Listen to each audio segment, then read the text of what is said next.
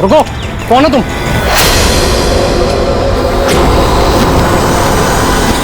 तुम नहीं नहीं, यहाँ तुम नहीं हो सकते। नहीं नहीं, ए रुक, अरे यहाँ आने की परमिशन नहीं है किसी को। वॉचमैन पकड़ो इसे। वो देखो भाग रहा है, पकड़ो उसे।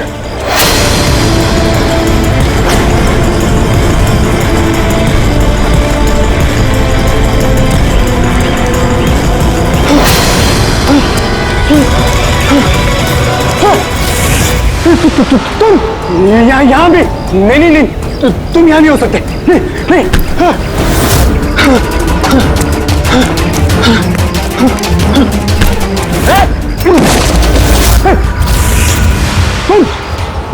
तुम मेरे पीछे क्यों पड़े? तुम मुझे मार दोगे। अरे कौन है? रुक।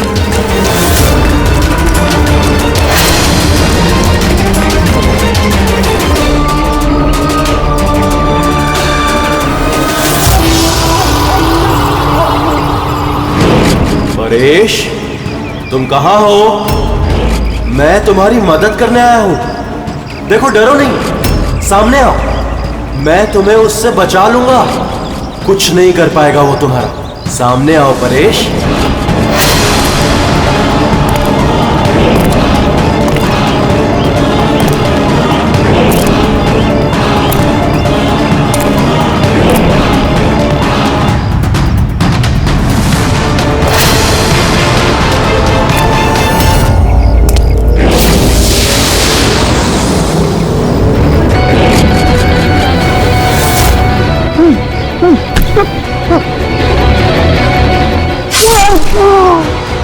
ए, कौन है वहां पे? हाँ?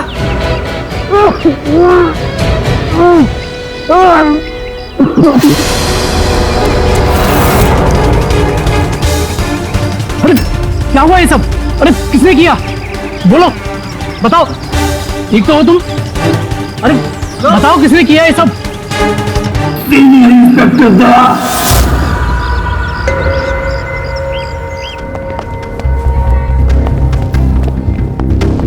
हाँ डॉक्टर साहब, पेशेंट खतरे के बाहर है, लेकिन अभी भी बेहोश है। कौन है, कुछ पता चला? हाँ, इसका नाम परेश है, लेकिन अभी तक बेहोश है। होश में आने के बाद आप लोग मिल सकते हैं। ठीक है डॉक्टर साहब, थैंक यू। वैसे आपने हमें क्यों बुलाया? इनके कारण।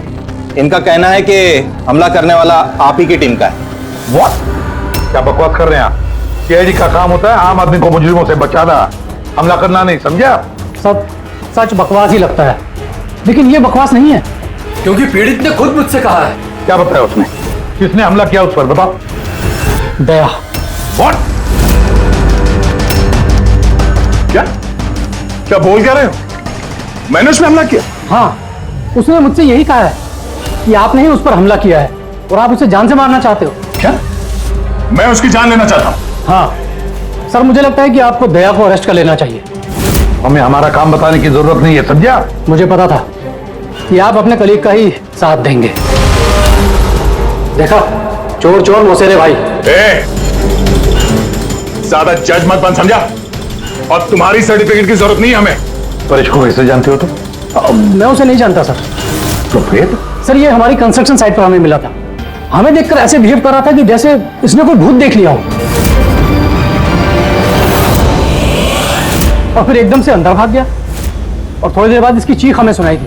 जब हम वहां पहुंचे तो वो बुरी तरह जख्मी हालत में पड़ा था, और उसने उसी हालत में हमें बताया कि उस पर हमला दया ने किया है। मैं एक समय पे दो जगह पे नहीं हो सकता।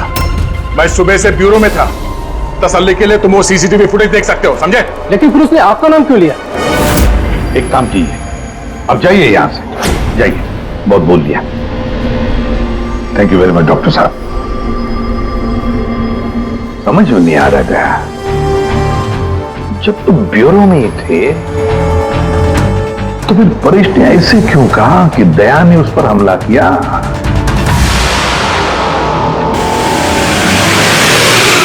एक बात बताइए, जब आप लोगों ने यहाँ पे परेश को जख्मी हालत में देखा था तो उसके साथ में कोई था या किसी को आते जाते देखा हो? नहीं साहब, वो अकेला ही था। लेकिन सर, उसने इंस्पेक्टर दया का पता है, उसने दया का नाम बोला। हम यहाँ वो जानने आए जो उसने नहीं बोला, समझे आप? और दया ऐसा नहीं कर सकता। सर आप इतने यकीन से कैसे कह सकते हैं कि दया सर ऐसा कुछ नहीं कर सकते हैं? जो आदमी अपनी जान दांव पे लगा के दूसरों की जान बचाता हो वो किसी का खून नहीं कर सकता।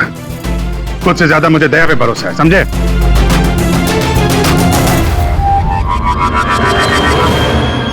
आसपास चेक करते हैं, शायद कोई सबूत मिल जाए।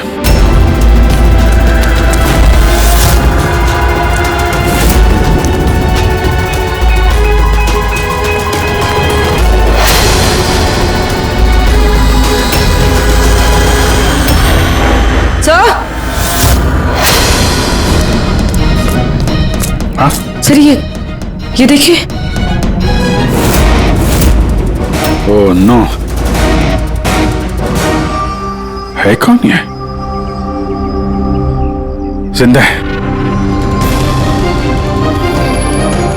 हेलो एम्बुलेंस, ये मालमणी के पास अंडर कंस्ट्रक्शन बिल्डिंग है, वहां पे भेजो जल्दी। तुम लोग जानते हो इसे?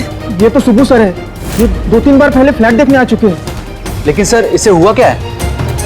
शायद ऊपर से गिरा है।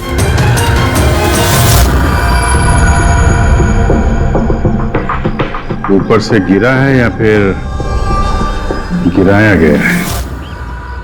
पेशेंट की कंडीशन स्टेबल है, ये बहुत जल्द होश में आ जाएगी। गुड।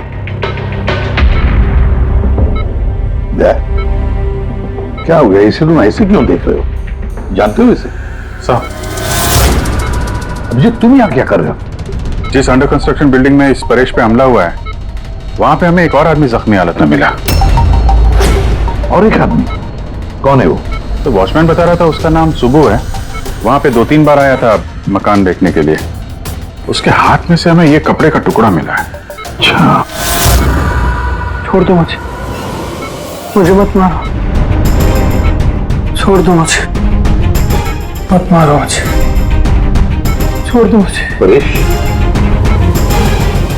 परेश, मैं इसे भी प्रद्युमन सीआईडी से, घबराओ मत, तुम्हें कोई कुछ नहीं करेगा, हम तुम्हारे साथ हैं। दया, दया छोड़ दो मुझे, दया छोड़ दो मुझे, मुझे मत मारो दया। परेश दया तुम्हारे सामने खड़ा है, मैं इसे भी प्रद्युमन हूं। दया, दया छोड़ दो मुझे, छोड़ दो मुझे। परेश, दया, दया तुम जाओ, दया तुम क्या चाहते हो मुझसे? दया छोड़ दो मुझे। परेश क्या बात कर रहे हो? दया, दया छोड़ दो मुझे, मुझे मत मारो दया। परेश मैं दया नहीं, मैं अभिजीत हूं। दया, दया जाओ यहाँ से, जाओ, जाओ। अरे दया इधर है।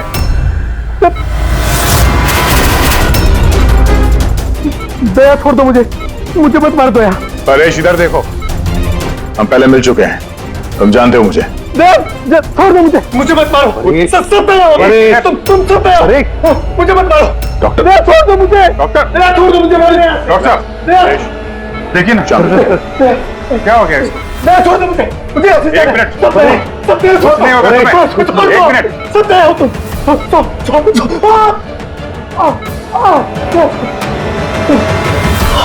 दया हो तुम सब दया हो, तुम सब दया हो।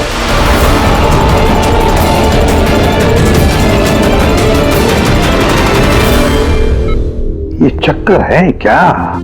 और हर किसी के चेहरे में उसे मेरा चेहरा नजर आता है। हाँ वही तो, इसलिए जब उसने उस आर्किटेक्ट को, उसके असिस्टेंट को, उस वॉचमैन को देखा तो ऐसे बर्ताव करने लगा जैसे उसने भूत देखा है। और उसके दिमाग का भूत दया तुम हो, तुम।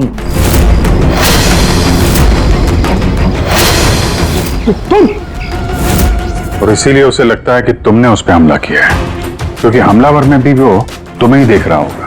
तो मेरी समझ में ये बात नहीं आ रही सर कि मेरा ही चेहरा क्यों? दया, तुम कह रहे थे ना इसे तुम पहले से जानते हो, कैसे? सर लगभग 15 साल पहले मैंने इसे गिरफ्तार किया था सर। हाँ, और 2 साल पहले ये जेल से छूट गया, और पिछले 2 साल में अलग अलग केस में मैंने इसे 2 बार अरेस्ट किया सर। अभिजीत, ये परेश पुराना मेहमान है दया का। और परेश पे हमला किया किसने और क्यों?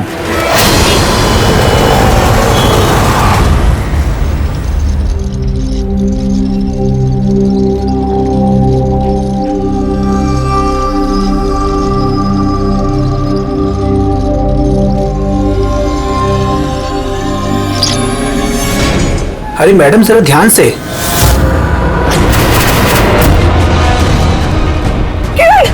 कौन किरण?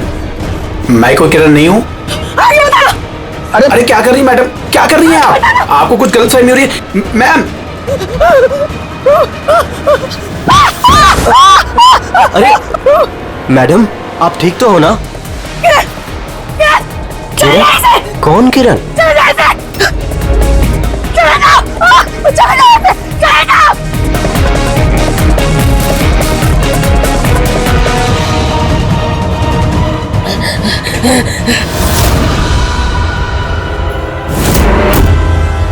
क्यों सुबह, कैसी तबीयत है तुम्हारी? सर पैर की हड्डी टूट गई है और बाकी इधर उधर थोड़ी सी चोटें लगी हैं। मुझे एक बात बताओ, क्या हुआ था उस दिन? हाँ? वो आदमी सीढ़ियों से भाग रहा था जब मैं उससे टकराया, और जब मैंने उसके हाथ में चाकू देखा तो मैंने शोर मचाया और उसे पकड़ने की कोशिश की, लेकिन तब उसने मुझे धक्का दे दिया और मैं नीचे गिर गया। उसके बाद सर कुछ याद नहीं। सुबह, तुम्हारे हाथ में से हमें वो जो एक कपड़े का टुकड़ा मिला था, लाल कलर के चौकड़ी का, क्या वो उस आदमी की शर्ट का टुकड़ा था? जी सर, शर्ट पहना था उसने वो, और हाथापाई के दौरान शायद वो मेरे हाथ में आ गया था। अच्छा ये बताइए, उस आदमी का चेहरा देखा था? सब कुछ इतनी जल्दी में हुआ कि कुछ याद नहीं। ठीक है, अब तुम जाओ, अगर जरूरत पड़े तो हम तुमसे फिर मिलेंगे, ठीक है? जी सर, थैंक यू सर। जाओ।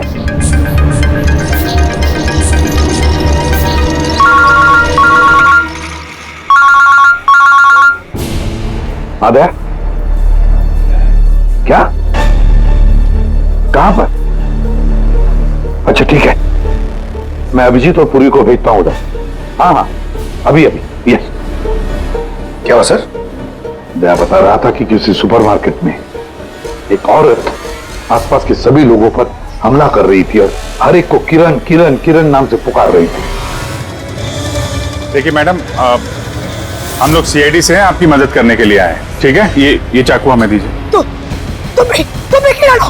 देखिए मैडम, मैं किरण नहीं हूँ, मैं इंस्पेक्टर अभिजीत हूँ। मैं तुम्हें भी जान से मार दूंगी। मैं नहीं छोड़ूंगी। आप प्लीज नहीं छोड़ूंगी। चाकू रखिए। तुम भी किरण हो, मैं बोलता। सॉरी। क्या हुआ? सॉरी। Oh no. अरे क्या हो गया? ये औरत गिर कैसे गई? क्या हुआ? हटिए, आजा। एक्सक्यूज मी, हटिए, पीछे हटिए। एक मिनट पीछे आइए। हुआ क्या है इसको? मैडम सुनिए। क्या हुआ इसे? मैडम, सर ये तो मर चुकी है। क्या? इसके शरीर में टेट्राकोटॉक्सिन या ब्यूरारे नाम का जहर इंजेक्ट किया गया था, जिसकी एक बूंद भी जानलेवा हो सकती है। मगर ये जहर तो हमारे देश में आसानी से नहीं मिलता ना? सिर्फ उसे ही मिलता है जो बड़ा रिसर्च कर रहा हो। तो भगदड़ में किसी ने वो पॉइजन इसे इंजेक्ट कर दिया। मगर एक काम करो, इस हादसे के वक्त का जो सीसीटीवी फुटेज है ना, वो अच्छी तरह से चेक करो। खूनी की तस्वीर उसी में मिलेगी सर। और सर इस परेश का क्या? इसे हर जगह मैं ही क्यों दिखता हूँ? सालू के साहब, मुझे तो ये केमिकल की बहुत बड़ी गड़बड़ लग रही है। ठीक कह रहे प्रेणी बॉस, ये वाकई किसी खास केमिकल की वजह से, क्योंकि मुझे इसके और परेश के दिमाग में एक अलग किस्म का केमिकल मिला है। तुम्हारे कहने का मतलब है कि इसी केमिकल की वजह से इन दोनों का बर्ताव एक जैसा और एक ही चेहरा इन दोनों को दिखता है। हाँ बॉस, और मैं इस केमिकल को और डिटेल में समझने की कोशिश कर रहा हूँ। मतलब जब तक इस परेश के दिमाग पर इस केमिकल का असर रहेगा, हमें कोई जवाब नहीं मिलेंगे। और अभिजीत, ये कपड़े का टुकड़ा जो आपने हमें दिया था, इसमें से भी हमें कुछ मिला है। कमाल है तारिका जी, आज तो फोरेंसिक में एक के बाद एक सबूतों का खजाना हाथ लग गया है। क्या मिला क्या आपको? ये कॉटन का कपड़ा है और इसके रेशों में आटे के कुछ ट्रेसेस मिले। आटा? सिर्फ आटा? सिर्फ आटा। हाँ वाकई खजाना तो हाथ लगा है। आटा। सर ये फोटोग्राफ है सर। ये जितने भी लोग हैं इनमें से किसी ने उन्हें पॉइजन का इंजेक्शन दिया सर। अब और एक काम करो, ये जितने सारे लोग हैं ना, इन सबकी मूवमेंट ट्रैक करो। शॉपिंग मॉल में खून होने से पहले ये लोग कहाँ थे, कहाँ से आए, क्या क्या कर रहे थे, और खून होने के बाद में देखो ये लोग कहाँ कहाँ गए। ओके?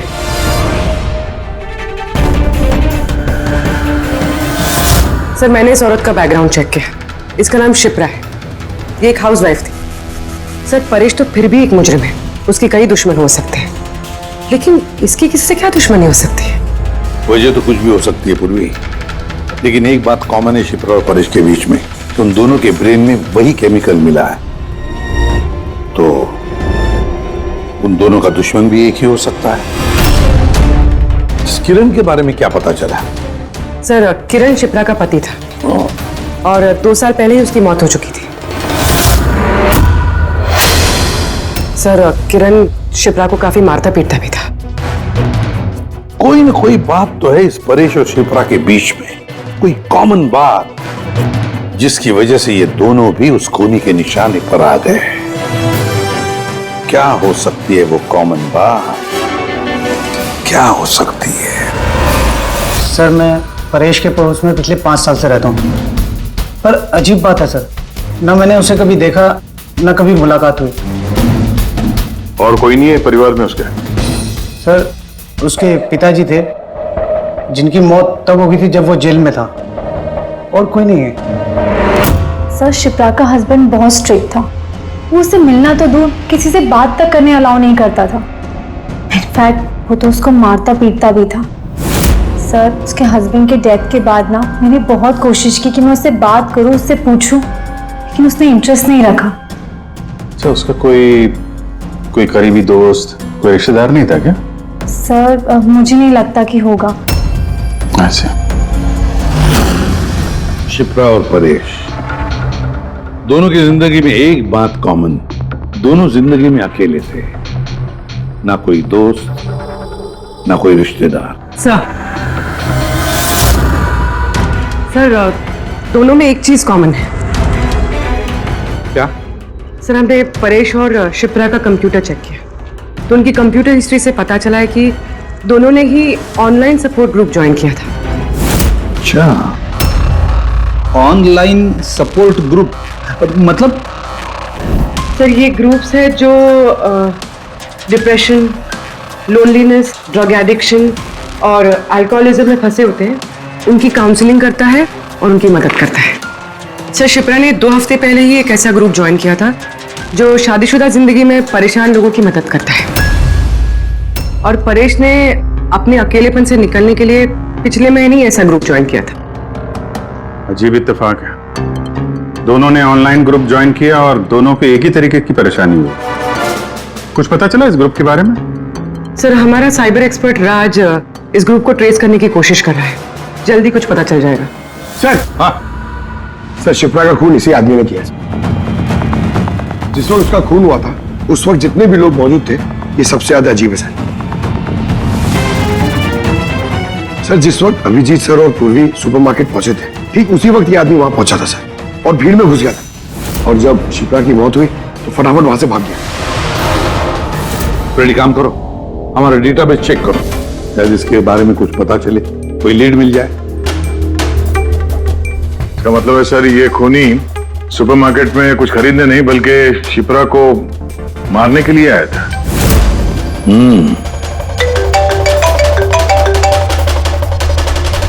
हाँ राज, ओके ठीक है, तो तुम मुझे एड्रेस एसएमएस कर दो। Thank you sir. Cyber expert Raj का फोन था, उसका कहना है कि ये दोनों ग्रुप्स एक ही आईपी एड्रेस से बनाए गए हैं। एक ही कंप्यूटर से? हाँ सर। आईपी का एड्रेस मिला है? हाँ सर, अंधेरी में एक प्रिंटिंग शॉप है, ये दोनों ग्रुप्स वहीं से बनाए गए हैं। बस, तो फिर अभिजीत तुम और पूर्वी जाओ वहां पर और देखो कौन है उस सबके पीछे और उसका क्या कनेक्शन है। सर क्या सोच रहे होते हैं?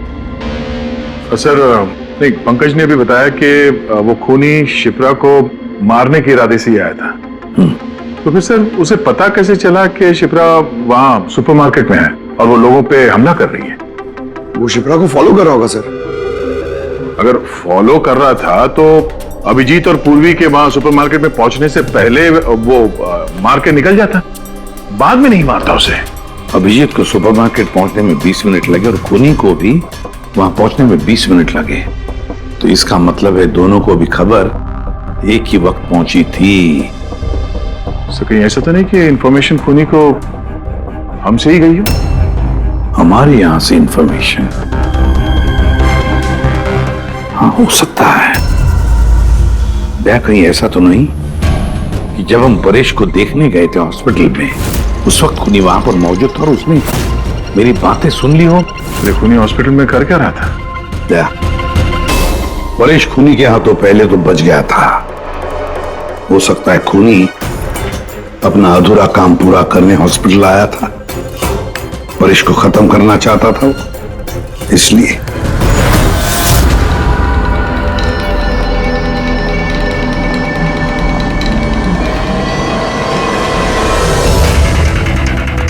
डॉक्टर साहब, क्या आपने इस आदमी को देखा है?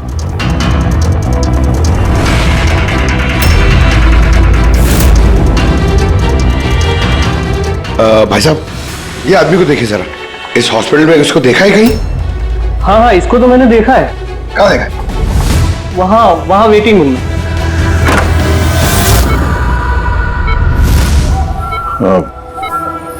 क्या कोई आया था क्या? नहीं सर, यहाँ कोई नहीं आया। ठीक। हाँ दे सर, परेश तो ठीक है पर वो खूनी अभी तक दिखा नहीं। कहीं तो छुप कर बैठा ही है दया, सही वक्त का इंतजार कर रहा है। वेटिंग रूम में भी चेक किया सर, अभी कोई नहीं है। तो यही पता है, पर कहाँ छुप कर बैठा है ये?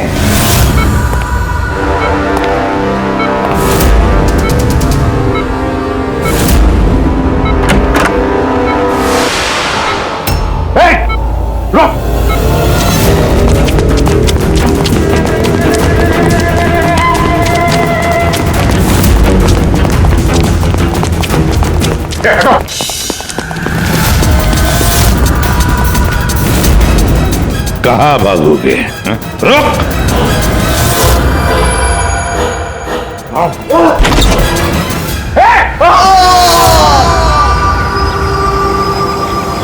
My God! हाँ भाई, क्या मिला? सर, ये दोनों साइड डिलीट किए जा चुके हैं, अब वो ऑपरेशनल नहीं है। मतलब अपराधी ने सबूत मिटा दिया? जी सर, पर सर कुछ इंटरेस्टिंग चीजें मेरे हाथ लगी है। क्या? ये देखिए सर, इसी आईपी एड्रेस से, इसी कंप्यूटर से उस तरीके के 6 और ऑनलाइन सपोर्ट ग्रुप बनाए गए हैं। तो लोगों को फंसाने के लिए ऐसे कई ग्रुप बनाए गए हैं? बिल्कुल सर। सर, बाकी ग्रुप डिटेल में चेक कर लेता हूँ। मतलब सर, परेश और शिप्रा के अलावा और भी कई लोग हैं जिन्हें इन लोगों ने फंसाया है। मगर सर, मकसद क्या हो सकता है इस तरह से साइट बना के लोगों को टारगेट करने का? वही केमिकल से रिलेटेड कुछ होगा। ये कुछ मिला रजिस्टर में? हाँ सर। सर, पिछले 3 महीनों में 85 लोगों ने एक कंप्यूटर यूज किया है। सबकी डिटेल्स चेक करनी पड़ेगी। ठीक है सर, ये देखिए, 6 में से 5 ग्रुप डिलीट किए जा चुके हैं, लेकिन अभी भी एक सपोर्ट ग्रुप एक्टिव है और अभी भी उसे कोई ऑपरेट कर रहा है। Enhancing the life of lonely people, मतलब साफ है, ग्रुप बनाया जाता है, तना लोगों को फंसाया जाता है और बाद में ग्रुप डिलीट। तब उन्हें एक और शिकार की जरूरत है। एक आइडिया है खुद में। कुछ पता चला इस आदमी के बारे में? फिलहाल तो कुछ नहीं। वॉलेट के अलावा इसके पास कुछ भी नहीं मिला है, मोबाइल फोन तक नहीं। तो हमारे पास कोई सुराग नहीं है। दया, ये केस दिखता उतना सिंपल नहीं है, बहुत बड़ा षड्यंत्र है ही है। कई सारे लोग इसमें इन्वॉल्व है। ये तो इस खेल का मोहरा लग रहा है सर, वो भी भाड़े का। और इस केस का मास्टरमाइंड अभी भी आजाद घूम रहा है, अपने नए शिकार की तलाश में होगा। जल्द से जल्द ढूंढना होगा सर इसे। हाँ पंकज, आराम से। बस खड़े। ये क्या ही था उनके? सर, आप ये क्या खेल खेल रहे हैं पंकज के साथ? नहीं नहीं, ये कोई खेल नहीं है। बस मैंने बताया था ना, ये केस बहुत ही पेचीदा है, बड़ा कॉम्प्लेक्स है। याद है ना मैंने बताया था उस परेश के और उस शिप्रा के दिमाग में मुझे एक अलग तरीके का केमिकल मिला था। हाँ, मैंने उस केमिकल को रिप्लिकेट किया और इस पंकज के शरीर में इंजेक्ट कर दिया। What? तू पागल हो गया फारूक है? अगर इसे कुछ हो गया तो? अरे कुछ नहीं होगा यार, बिलीव मी, मैं पागल हूं क्या?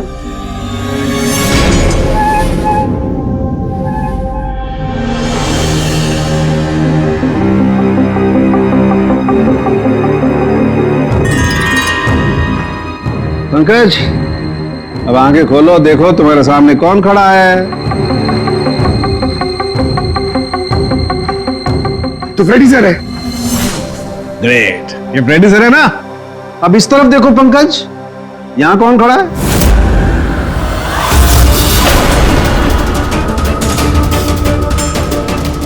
ये कैसे हो सकता है? ये इधर फ्रेडी सर, यहाँ फ्रेडी सर। मतलब शाहरुख है, ये परेश और शिप्रा के साथ यही हो रहा?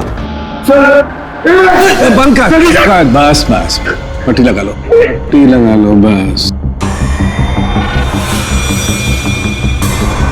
ये देखा बस, इसे फ्रेगोली सिंड्रोम कहते हैं। इस सिंड्रोम में इंसान को एक ही चेहरा हर चेहरे में दिखाई देता है। उस इंसान का चेहरा जिसे या तो वो सबसे ज्यादा नफरत करता है या जिससे सबसे ज्यादा डरता है। पंकज, मुझसे इतनी नफरत करता है तू? अरे सर, आपसे नफरत थोड़ी करता हूं सर, आपसे तो मैं डरता हूं। पंकज को मैंने इस केमिकल का बहुत थोड़ा सा डोज दिया, इसीलिए इस पर वैसा असर नहीं हुआ जैसा शिप्रा पर और परेश पर हुआ था। परेश और शिप्रा को तो इतना हेवी डोज दिया गया था कि उनके दिमाग पर गहरा असर हुआ और साइकोसिस लेवल पर पहुंच गए। इसलिए दोनों ऐसा रिएक्ट कर रहे थे जैसे सामने भूत दिख गया हो। तो इसका मतलब जैसे जैसे परेश के दिमाग से ये केमिकल का असर कम होगा, नॉर्मल हो जाएगा और हमें अपराधी तक पहुंचने का जरिया मिल जाएगा। हो सकता है, लेकिन दावा नहीं कर सकते। और हाँ, हम ये भी नहीं कह सकते कि इस केमिकल का असर कितने दिनों में खत्म होगा।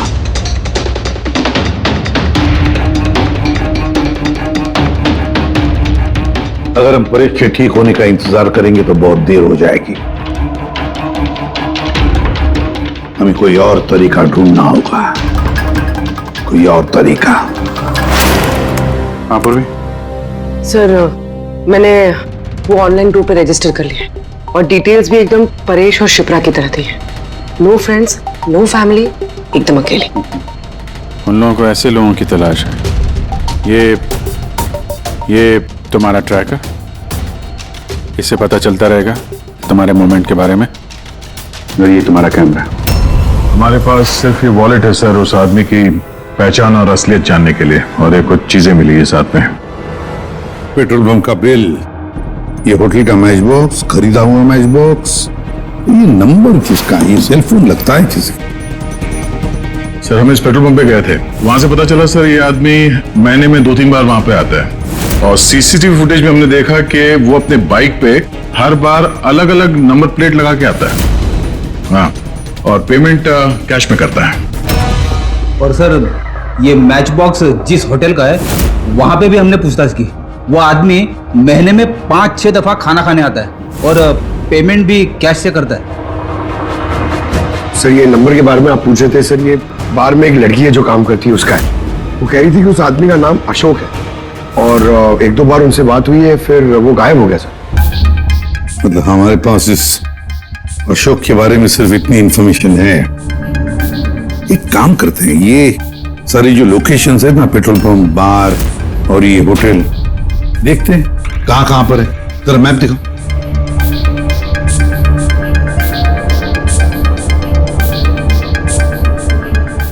ये वो जगह है जहां पे वो पेट्रोल पंप है। सर, यहाँ पे बाहर है सर। और सर, ये होटल है। बार, ये होटल, पेट्रोल पंप। दया सर, ऐसे नहीं लगता तुम्हें? देखो ना कि सारे के सारे लोकेशंस 1 किलोमीटर के दायरे में है यहाँ से। हो सकता है सर उसका घर या ऑफिस इस जगह के आसपास ही कहीं। Are you ready? I'm ready, sir. चल। हाँ समय रेडी। अरे वाह, बहुत अच्छा गेटअप है। इसके घर का क्या किया? सर पूर्वी के लिए भाड़े पे 1 हफ्ते के लिए घर लिया। आई मीन अल्पा के लिए। अल्पा, ठीक है, गुड। लेकिन पूर्वी, चौकन्ना रहना, उनका पहला कदम क्या होगा हमें पता नहीं है। Yes, good luck.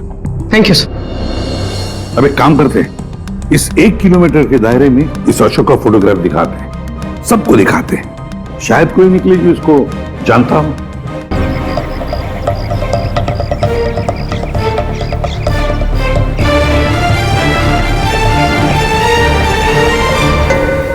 पूर्वी, हाँ सर।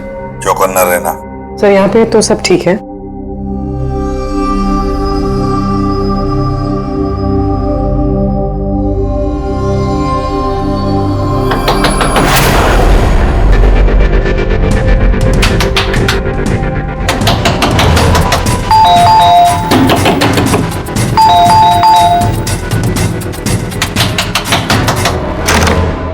जी कहिए। वो मेरे पीछे ना कुछ गुंडे पड़े, मैं अंदर आ सकती हूँ प्लीज?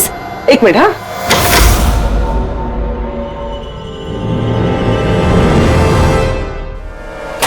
हाँ आप जल्दी आओ। क्या क्या क्या हुआ क्या तुम्हें? अरे ये तो आदिति है, शिप्रा की पड़ोसन। वो एक्चुअली मेरे पीछे कुछ गुंडे पड़ गए थे, मुझे समझ नहीं आ रहा था, इसलिए मैं आपके घर आ गई। कोई बात नहीं। Thank you miss. अल्पा, और तुम? अदिति। बैठो।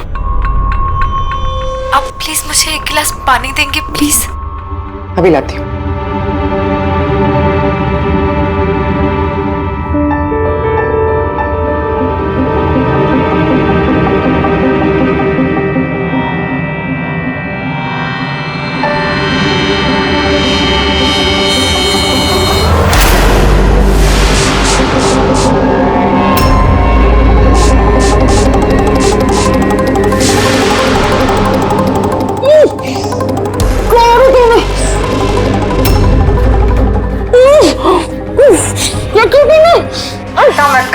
कुछ ऐसा नहीं किया, ज्यादा दर्द नहीं दूंगी तुझे मैं। पूर्वी,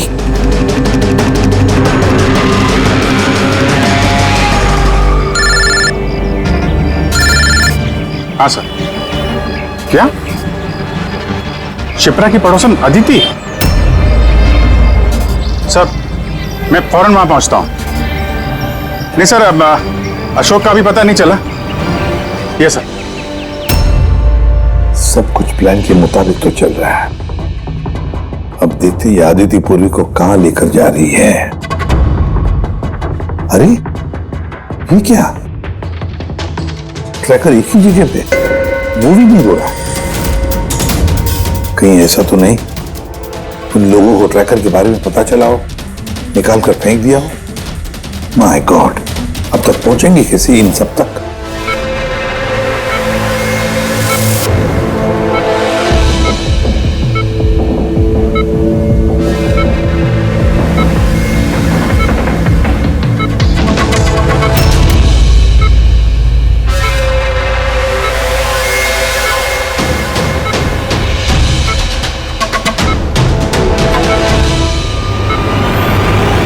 चलो, तुम्हारे दवा का वक्त हो गया है, अब अच्छे बच्चे की तरह दवा लो। और तुम बिल्कुल भी टेंशन मत लेना, तुम्हें ज्यादा दर्द नहीं दूंगी। कौन है तुम? छोड़ो मुझे, छोड़ो मुझे। चिंता मत करो, मैं तुम्हें दर्द नहीं दूंगी। छोड़ो मुझे।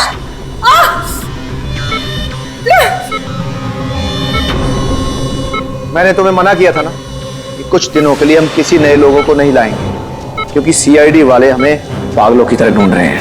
हमारी कोई भी लापरवाही हमें बहुत महंगी पड़ सकती है। सर अदिति का घर बंद था, दरवाजा तोड़ के हम लोग अंदर भी घुसे पर कुछ हाथ नहीं लगा सर। इस अशोक का भी कुछ पता नहीं चल रहा है। सर ऐसा लग रहा है हमारे लिए सारे रास्ते बंद हो गए। नहीं फ्रेडी, हमारे लिए कोई रास्ता बंद नहीं होता, हम सीआईडी वाले रास्ता बनाते हैं। सर वो लोग कहीं पूर्वी को केमिकल इंजेक्शन ना दे दे। नहीं, कुछ नहीं करेंगे वो लोग, पूरी को कुछ नहीं होगा। कोई तो बात हम मिस कर रहे हैं, कोई तो बात है जो हमसे छूट रही है, पर क्या क्या हो सकती है वो बात? सर वो कपड़े का टुकड़ा जो हमें सुबह के हाथ में मिला था, उसके रेशे में आटा मिला था हमें। हाँ सर, आटा। जब मैं अशोक के बारे में रोड पे लोगों से पूछ रहा था, हाँ, तो वहां पे मैंने एक आटा की चक्की देखी थी और उसके पीछे एक पुरानी बिल्डिंग भी है। तो फिर जरूर वो आदमी जिसने परेश पर हमला किया उस आटे की चक्की के आसपास ही रहता होगा, इसीलिए तो उसकी शर्ट पर आटा आ गया। तो ये भी तो हो सकता है कि परेश पे हमला करने वाला अशोक ही हो। सर वो कपड़े का टुकड़ा भी अशोक का ही हो सकता है। ये भी हो सकता है कि परेश पे हमला करने वाला और ये अशोक दोनों एक गैंग के लिए काम करते हो और वो गैंग आटे के चक्की के आसपास होगा। सबके सब आटे के चक्की के आसपास ही हो गया अभिजीत, पर पूर्वी को भी उस चक्की के आसपास ही रखा होगा।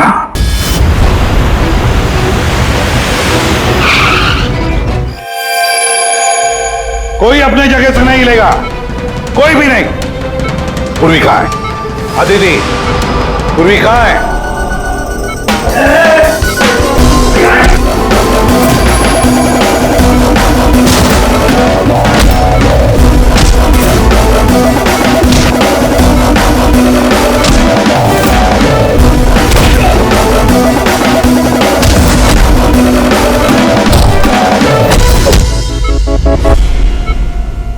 सब नर्सेज और डॉक्टर इस तरफ आ जाओ। चले, चलो तुम भी जल्दी। डॉक्टर अदिति, पूर्वी कहाँ है? पूर्वी कहाँ है?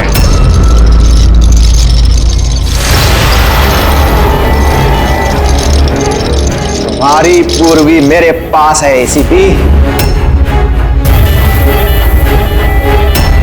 शंभू तुम? हाँ, मैं जिसे तुम लोग यहां वहां खोज रहे थे ना, वो तुम लोगों के साथ ही था। मुझे देखकर अफसोस तो हो ही रहा होगा ना। मुझे पता था सीआईडी कोई भी काम अधूरा नहीं छोड़ेगी, इसलिए मैं अपना हर कदम फूंक फूंक कर रख रहा था। लेकिन इस अदिति की बेवकूफी की वजह से सब गड़बड़ हो गया और मुझे फंसाने के लिए तुमने अपने इस ऑफिसर को मेरे पास भेज दिया। लेकिन अब ये मेरे जाल में फंस चुकी है और मुझे यही यहां से बाहर निकालेगी। तुम्हें क्या लगता है पूर्वी की आड़ लेकर तुम हमसे बच जाओगे? नहीं, लगता नहीं है, ऐसा ही होगा। अगर तुम अपने इस बहादुर ऑफिसर को जिंदा देखना चाहते हो तो मुझे यहां से जाने दो, नहीं तो मैं ये केमिकल इसके अंदर इंजेक्ट कर दूंगा और उसके बाद क्या होगा तुम लोग सब जानते हो। और ये सब तुम क्यों कर रहे हो? हाँ? अपने बेटे रवि के लिए। अपने बेटे के लिए? हाँ, मेरे बेटे को पार्किंसन नाम की बीमारी है। मैं अपने केमिकल से उस बीमारी का इलाज ढूंढ रहा हूं और मैं जिस फार्मा में काम करता हूं वो मुझे इंसानों पर उसे ट्राई करने नहीं देती। इसीलिए तुमने अपने तरीके से लोगों को फंसा के उन पे ये एक्सपेरिमेंट करना शुरू कर दिया। अगर मैं ऐसे नहीं करूंगा तो मैं सही इलाज तक नहीं पहुंच पाऊंगा।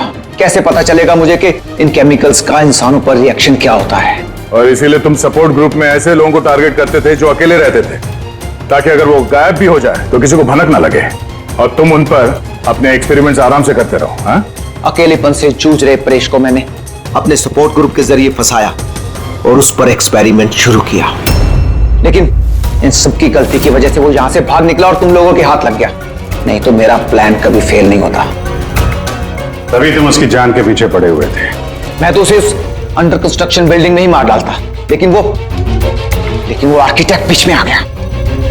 वहां तुम भी तो जख्मी हालत में मिले थे, ये क्या चक्कर है? परेश को जैसे ही मैंने चाकू मारा मुझे लोगों की आवाज आई और मैं वहां से भागना चाहा और हड़बड़ी में तुम्हारा पैर फिसल गया और तुम सीधे नीचे गिर गए। मैं तो वहां से भी भाग जाता, लेकिन मेरे टूटे हुए पैर की वजह से मैं भाग नहीं पाया। और इसीलिए तुमने विक्टिम होने का ढोंग किया, ताकि तुम सेफ भी रहो और किसी को तुम पे शक भी ना हो। और तभी तुम लोगों की नजर मुझ पर पड़ी। और शिप्रा का क्या? उसे तो तुमने किडनैप नहीं किया था, वो तो सुपरमार्केट में घूम रही थी। सपोर्ट ग्रुप में से अदिति ने शिप्रा को चुना और हमने डिसाइड किया कि हम उसे किडनैप नहीं करेंगे और चुपचाप ये ड्रग देते रहेंगे। खिलाड़ी तो तुम शातिर हो और थोड़े कच्चे हो, नहीं तो हमारे लिए सबूत नहीं छोड़ते तुम। याद है ना तुम्हारा वो शर्ट, उसका एक टुकड़ा, कपड़े का टुकड़ा, उस पर जो आटा लगा था ना, बस उसी के जरिए हम तुम तक पहुंच गए।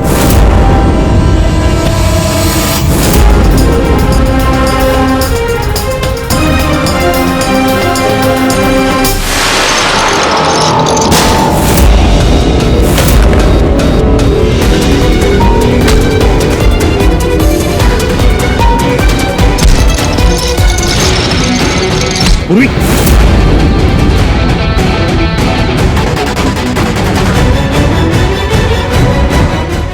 देखो, हाँ? क्या किया तुमने सुब्बू? कभी सोचा है? हाँ? अपने बेटे को बचाने के लिए तुमने न जाने कितने लोगों की जान दांव पर लगा दी, पर यह नहीं सोचा ना कि सही क्या है, गलत क्या है। तुम्हारे बेटे को तो हम अच्छी से अच्छी ट्रीटमेंट दिलवाएंगे, मगर तुम्हें जेल की सलाखों के पीछे बिठा देंगे। शायद फांसी का ऑर्डर भी आ जाएगा तब तक। इस तरह के और भी एपिसोड देखने के लिए हमारे चैनल को सब्सक्राइब करें और बेल आइकन दबाना ना भूलें।